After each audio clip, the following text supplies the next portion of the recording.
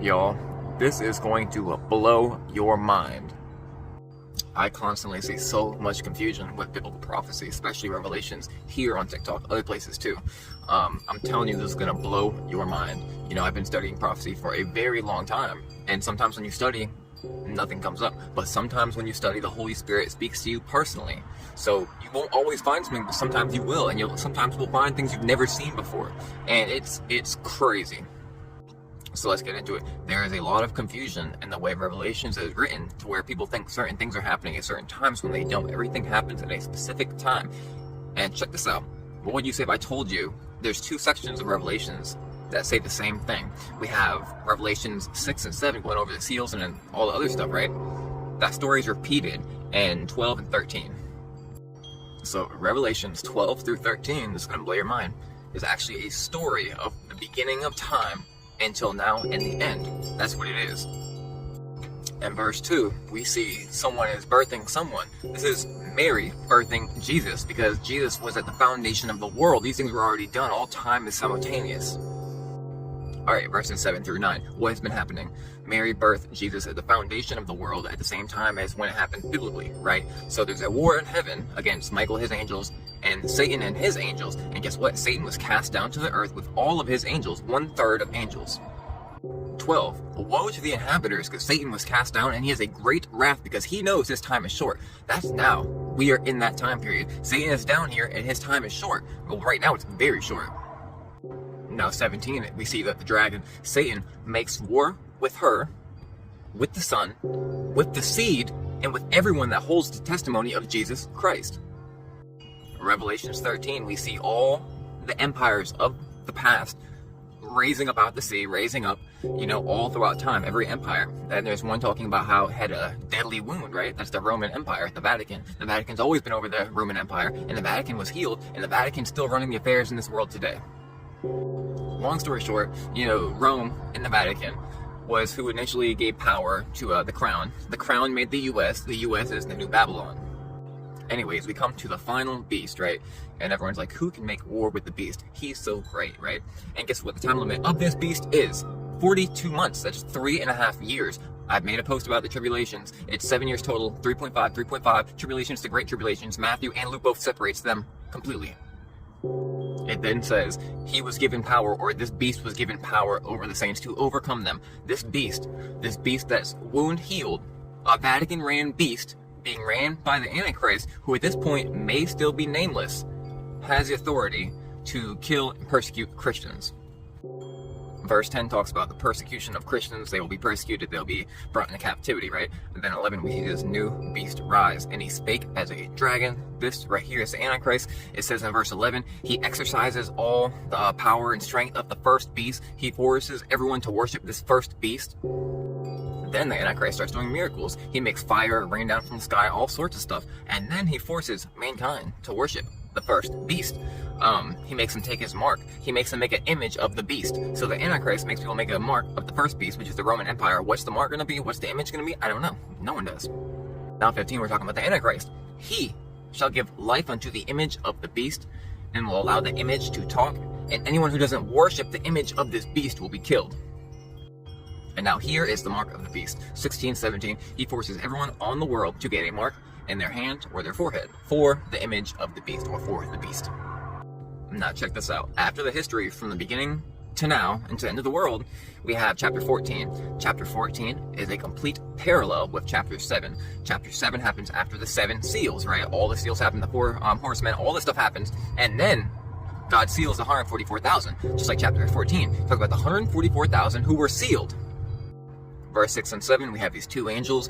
One has the everlasting gospel, preaching the gospel of God, and one angel, verse 7, yells and he says, fear God, judgment has come. Now, verse 8, an angel says that Babylon has fallen, and Babylon infected every place on the world. All places around the world drank the wrath of her fornication.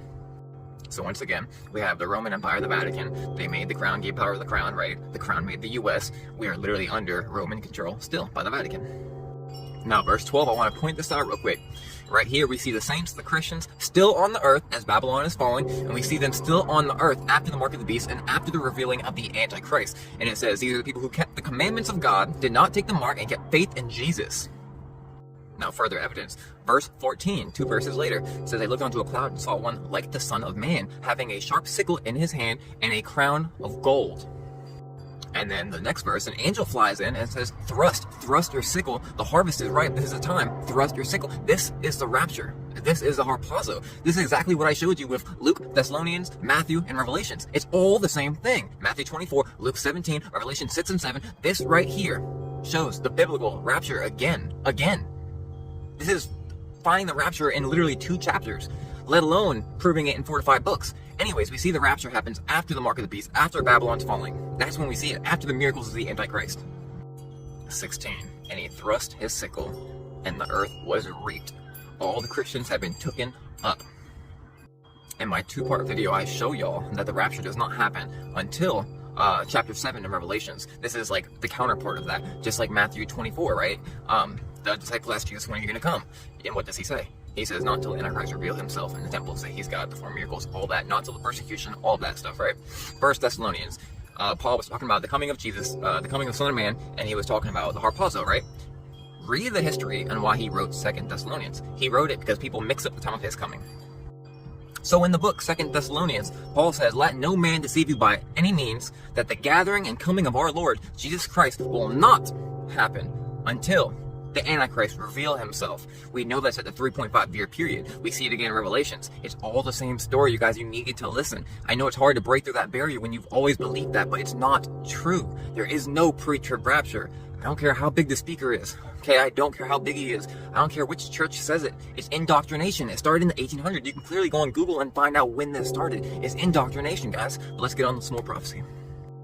And now, the next chapter, we're seeing that this is when God's wrath starts. So, chapter 8 and 9 go along with this. You know, the trumpets, the vials, the bowls, all this stuff is happening at the same time.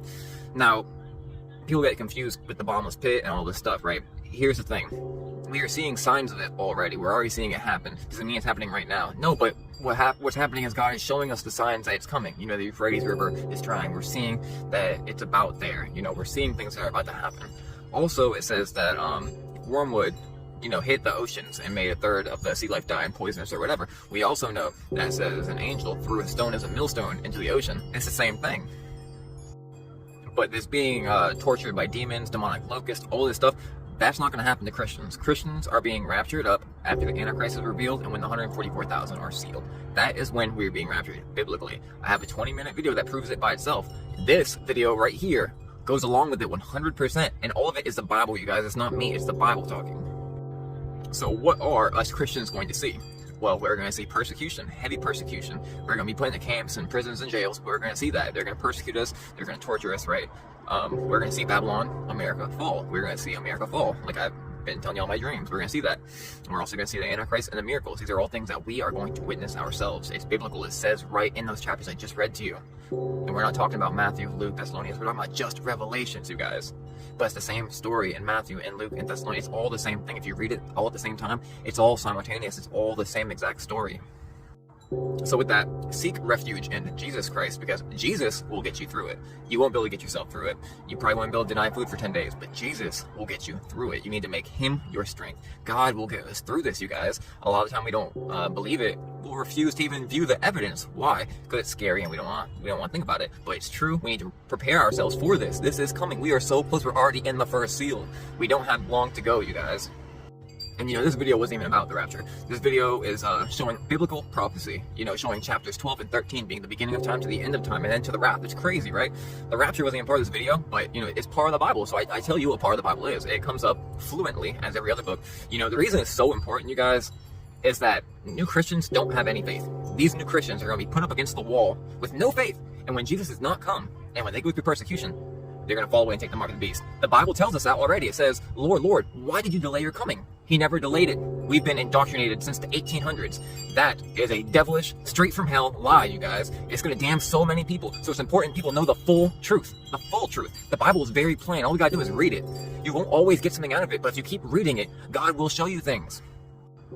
So, keep reading the Bible, study, and make Jesus your refuge.